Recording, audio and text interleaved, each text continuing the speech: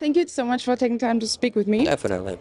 What was it like working on this international film production? I mean, it's the second after Past Lives where there's multiple languages on set. Is that something you personally enjoy? One of the wonderful things about filmmaking is it's a global industry. So even if you're working in the United States, you often are surrounded by people from different countries who have different points of view and different life experiences. Working in Germany was certainly unique.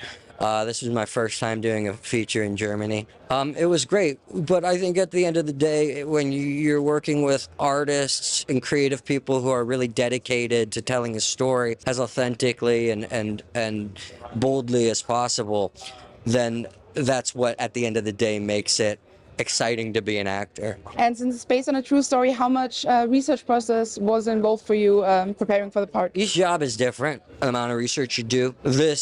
We had a great resource in that a lot of the people who were there are still around. And Jeff Mason, the guy that I play in it, is still around, and he was very, very helpful to me.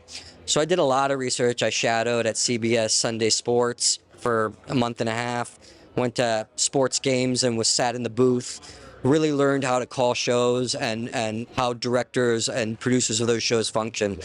So yeah, there was a huge amount of research for this one. And is it also just about the scenario, like you mentioned, the whole process of shooting, but also maybe taking on mannerisms of that person, or is that something you said? No, it wasn't necessarily trying to copy how Jeff Mason is, but it was about being as authentic as possible to the experience of calling a sportscast or a news show.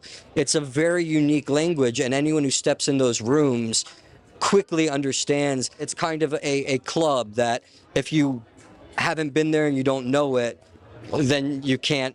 I could never have been able to do what I did in this film without shadowing these people. You have to do that to even be close to what they do. Absolutely. Thank you so much. Thank you.